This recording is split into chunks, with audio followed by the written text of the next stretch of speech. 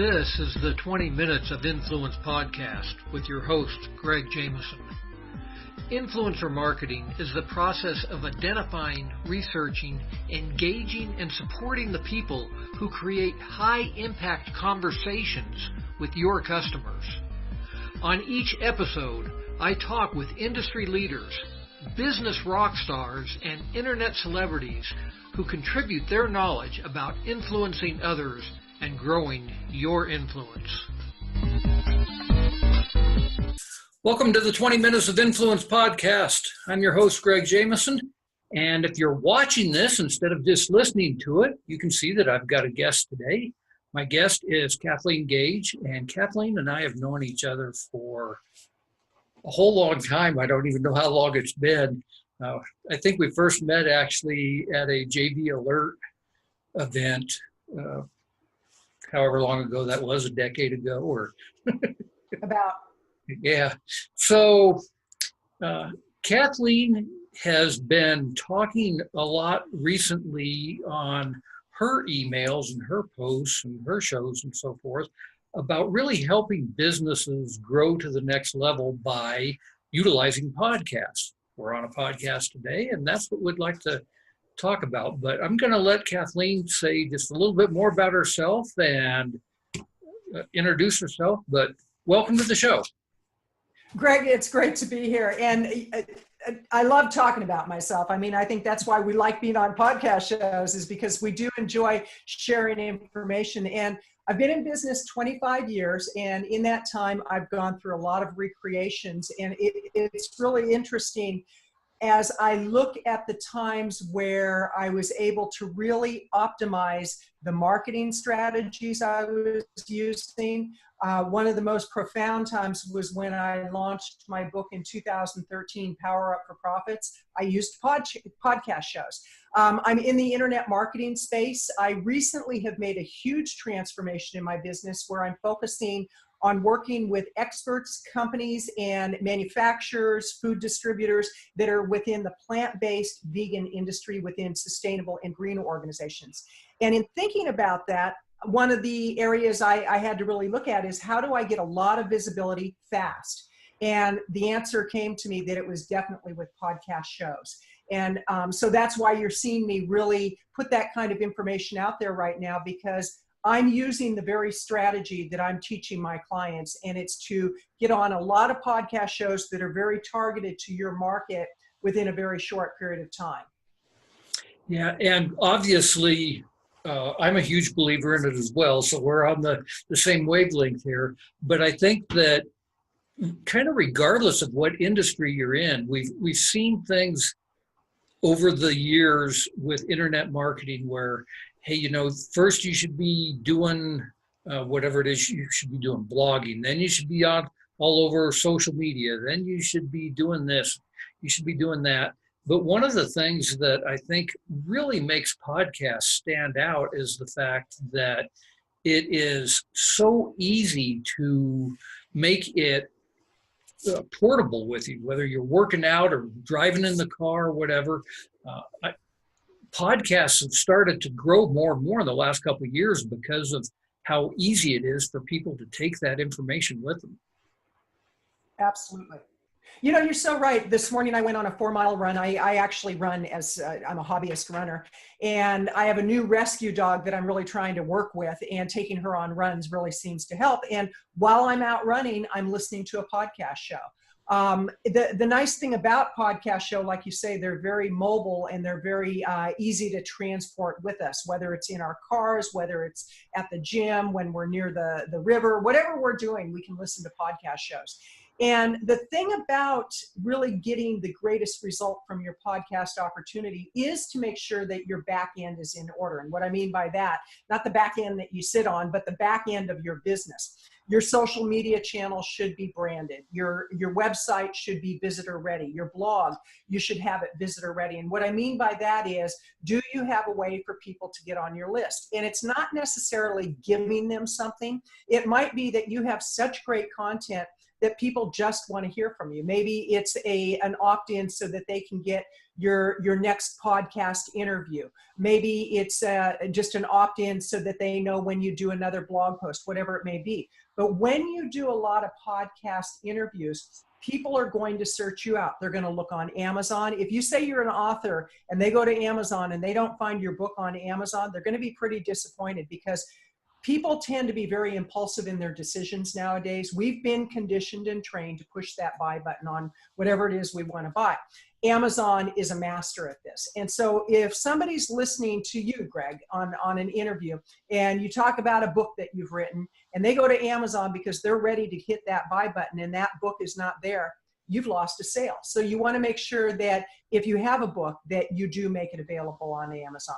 You want to make sure that if you have a website, that the website doesn't have a bunch of broken links, that it's really ready for people to come and dig further into who you are. Because I know when I become a fan of somebody, lately I've been a big fan of Hal Elrod, who wrote The Miracle Equation, The Miracle Morning. Aaron Thomas is another one, they call him E.T. And the guy's off the charts, like really aggressive in the way that he teaches people. But I love his stuff. So much, in fact, I visited his website probably 6 or 7 times over the last week. There's something I want to purchase that I'm not quite ready to purchase it, but I keep going back to his site. And he has a lot of interviews available, so I can go listen to him anytime I want to. Another one is Mel Robbins. She's got a ton of interviews out there. Another one is Lisa Nichols. So when people look at experts and they say, wow, they're so lucky, they're so visible, they have so many people that talk about them, it's probably because they've done a lot of interviews.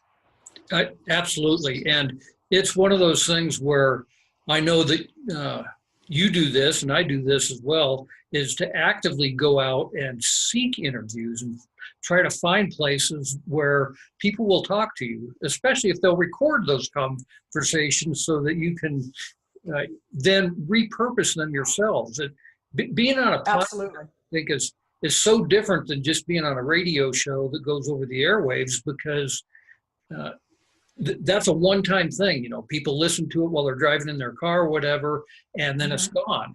And if you happen to get interviewed on a radio show that goes out over the airwaves, which I do recommend that you do that as well, and TV shows and YouTube channels and whatever else you can get interviewed on. But the real advantage to a podcast is that it lives on forever, and you can take those recordings yourself and turn around and repurpose that content, turn it into another blog post, or simply say, hey, I was on this podcast, and you start posting that across all of your other channels. You know, that's a great tips on how to get more mileage out of your podcast interviews. And you're right. I do proactively seek opportunities, and I actually teach people how to do this. I'm doing something right now called the 100 Club Mastermind. And it's where I'm taking a small group of people and in a very short period of time, helping them to come up with systems and strategies in which they can book 100 interviews over a period of 30 to 45 days. Now, it doesn't mean they're going to interview during that time, but it means they can book them out. Now, will that take discipline? Absolutely. I think the challenge for a lot of people is they try something once and they get bored with it and they move on to the next thing. Or they think one podcast show is going to make them famous. I was talking to a gentleman recently where I said, I've got this mastermind. We're going to be doing 100 podcast bookings for each person. I'm going to teach you exactly what to do. He goes, oh, no. He goes, I've already accomplished what I wanted to with podcasts. I said, well, tell me more. He said, well, I had an interview that's been posted on YouTube. And when people search out my name, they can find my interview. So I searched out his name. It had 150 views, and you have to be proactive in the marketing of the podcast show. And the more you podcast, the more you podcast. And what I mean by that is the more interviews that you're on, the more opportunity you create for yourself. I just sent a message out to my list about that. Early on in my speaking career, I went to one of the most successful speakers I could find. This woman was making over $1 million a year 25 years ago. And I'm like, I want to know her secret. And she said, Kathleen, the secret is the more you speak, the more you speak. And I'm like, what? And she said, the more you speak, the more people hear you, the better you get, the more in demand you become. It's the same with podcast interviews. One podcast interview will not a success make. Hundreds of podcast interviews will. And so you have to decide, what do you want to use podcasts for? And if you're really trying to position your message, if you're trying to create a movement around anything, I'm involved in a whole new movement, and it's the plant-based eating movement, and I'm very passionate about it. So I've been looking for opportunities to share my experience around that and my message and raise awareness. And one time on a podcast show isn't going to have the impact that 100 times on podcast shows will have. And, you know, that's so true with any type of content that we put out there. Public speaking, like you said, the more you speak, the more you speak. The more you blog, the more you blog.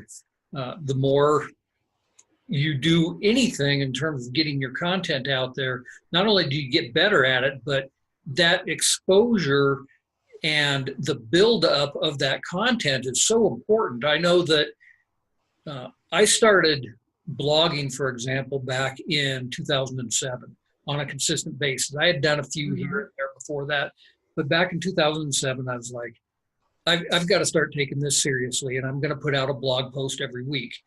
I've put out a blog post every week since then, and it's in the last couple of years, I've noticed my website, the Alexa rank for it has gone from being, you know, up at 10 million or whatever to being down at about 1.5 million in terms of where it sits. And I haven't done anything different other than putting out consistent content. Right. And blogging is absolutely the same way. Absolutely. And what I really like to work with my clients on, and when I do interviews like this, is to really get people to understand it's about an integrated approach. For example, I turn 65 next week, and for my 65th birthday, I'm doing a half marathon.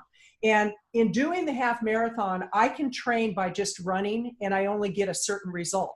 But if I train by doing spin classes, I train by doing weight training, I train by doing yoga and running, and look at what I'm eating, I get a much better result. It's the same in your business. It's the same when you're looking for visibility. If you're only trying one avenue, you'll get lukewarm results. If you integrate everything and you're very strategic. Now, it's not trying to be all things to all people, but it's taking 3 or 4 strategies and really marrying those strategies together.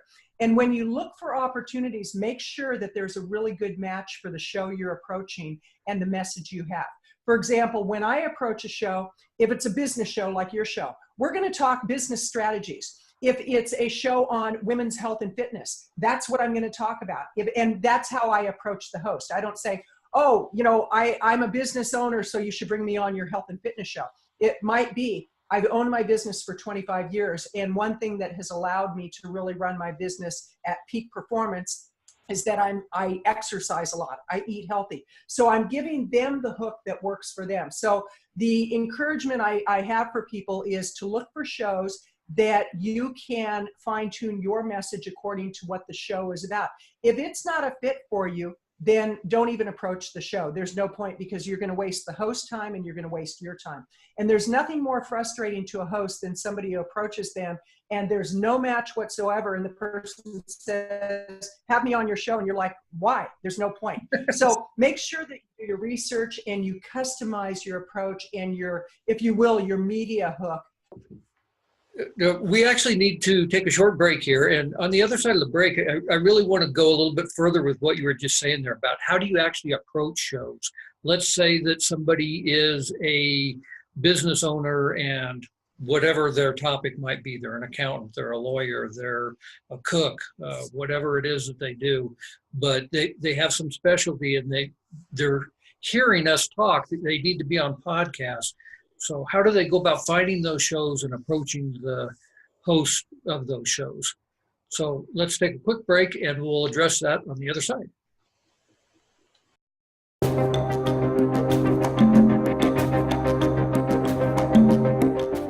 Are you a business owner that runs an online shop? I have a free course available for you. It goes over the features that every great product page should have. This course can double or even triple your sales whether you are selling on a marketplace like Amazon or selling on your own e-commerce website. The examples use WordPress and WooCommerce, but are applicable to any online store. In this course, we're going to discuss buyer personas, buyer persona specific headlines, high quality photos, videos, buyer specific descriptions, specifications, short descriptions, call to actions, and social proof. You can register for this class and get free access at webstoreslimited.com/free class. This free class includes a 15-minute video lesson, a 20-page ebook, and a handy checklist. That link again is webstoresltd.com/free class.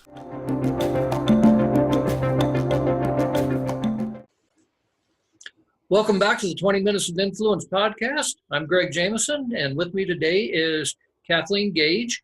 Right before the break, we were talking about how to actually go out and find shows that are appropriate for your business, and then how you approach the guest, the host, to be a guest on their show. So take it away, Kathleen. Okay, that's a really great question, and one that experts need to ponder. They need to really determine, okay, what are my areas of expertise? What are the areas that would be of interest to a show host?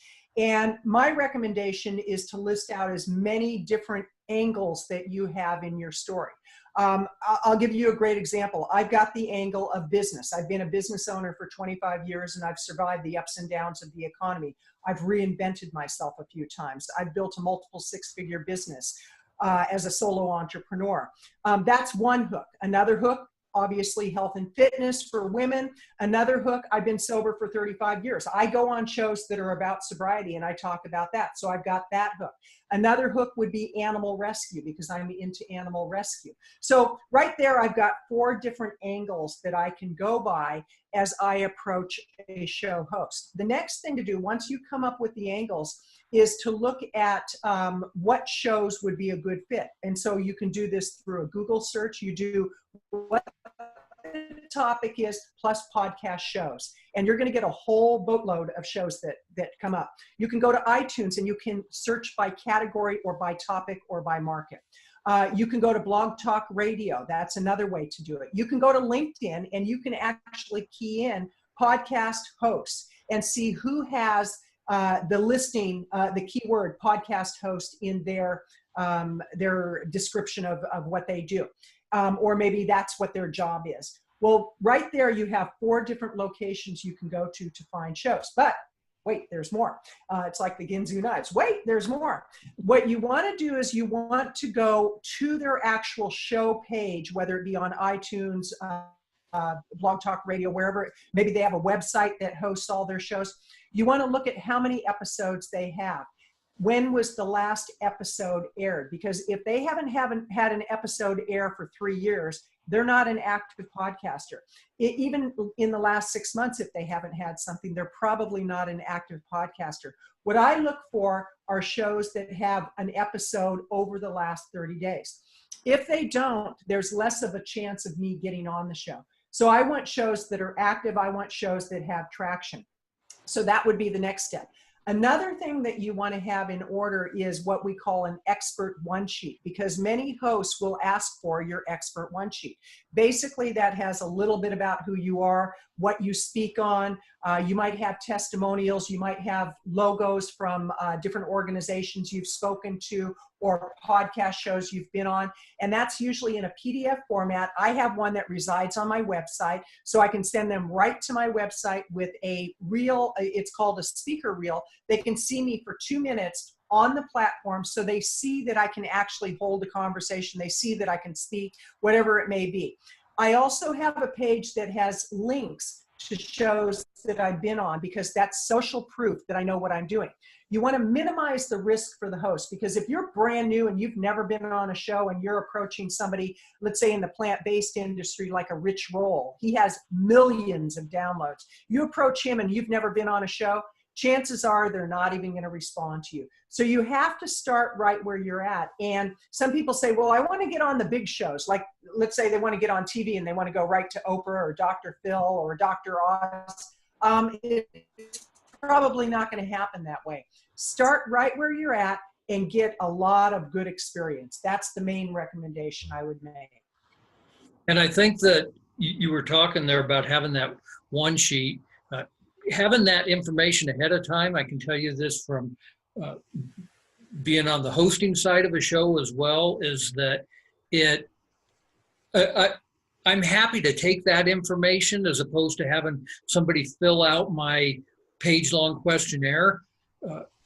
If somebody wants to fill out the page-long questionnaire, that's great, but the host is going to need some of that information from you, especially if they don't know you.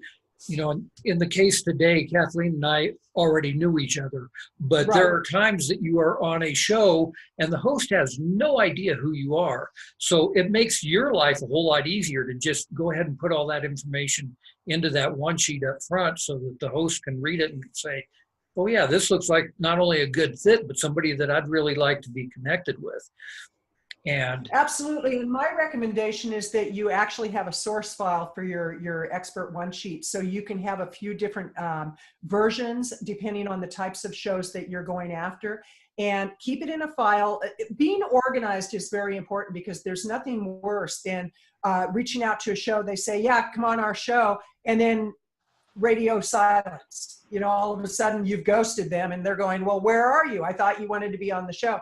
Or you book a show and you blow them off. You forget to show up. You need to be very organized. So I have spreadsheets that I use for myself and my clients that we actually get interviews for. We really make sure that we stay on top of things. I put it in my calendar. I mean, there's so many things that you need to do to have a check and balance in place, because if you are on top of it, if you're good at what you do, you'll get invited back again and again, and other hosts listen to shows. So like with this interview right now, I don't know who's listening. I may have a few hosts that reach out to me and say, hey, Kathleen, we heard you on Greg's show. We'd love you to have you on my show.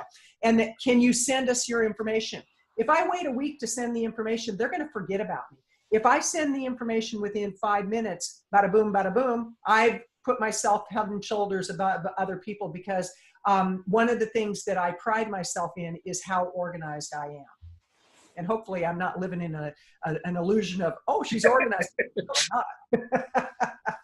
And you know, one of the things that you said there made me think about this too. Another huge advantage for people to be on a show, regardless of what business you're in, is that unlike so many other things that you might do, like just writing a blog post or whatever, is that a podcast really gives you the opportunity to connect with people in a way that you haven't been able to connect before.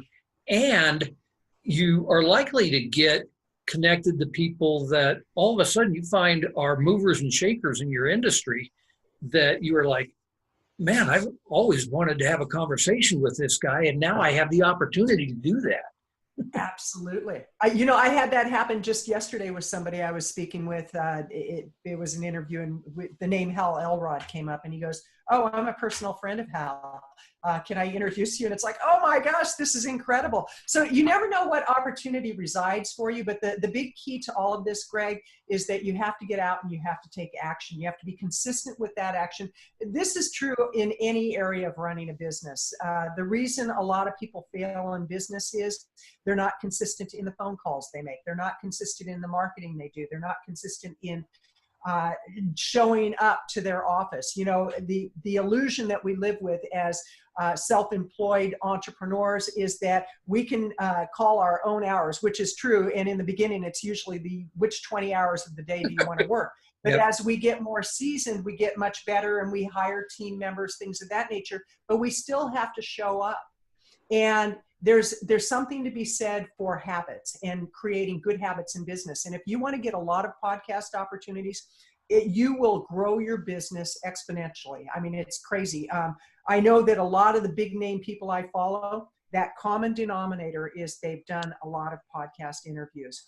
And so don't look at other people and say, oh, you're so lucky. Look at the opportunities that are created. They've gone out and they've created the opportunity for themselves by being very proactive, following through and making sure that they deliver at 100%. Absolutely. Yeah, I've got a very big name person coming on the show here in a couple of weeks, and I'm not going to say his name yet because I haven't done the interview, but he's agreed to be on my show, and it's exactly that way where it's like, yeah, how can you possibly land somebody like that on your show? And it's like, well, because one, I reached out to him and said, hey, would you like to be on my show? And two, it's what a concept.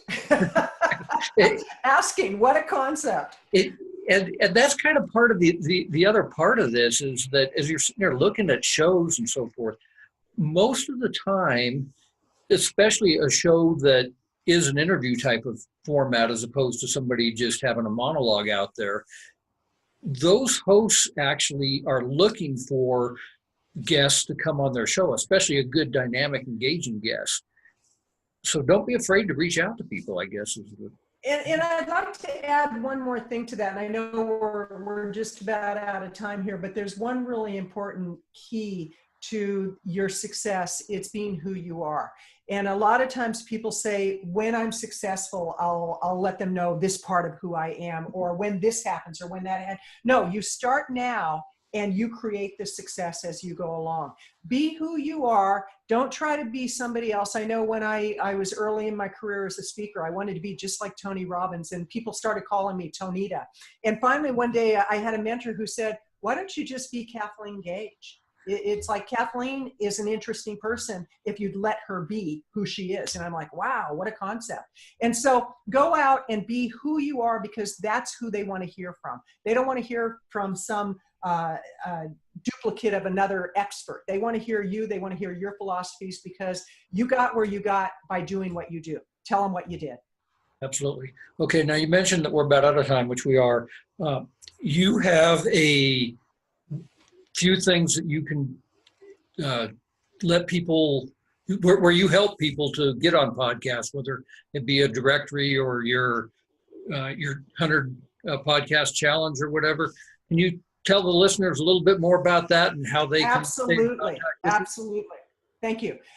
They can actually go to powerupforprofits.com, powerupforprofits.com, and I have a free gift of a checklist of what you need to do before you get on a podcast show, during the show, and after the show. And there's an hour training. It's a video training that really basically shows you everything you need to do to research the shows and how to get on shows.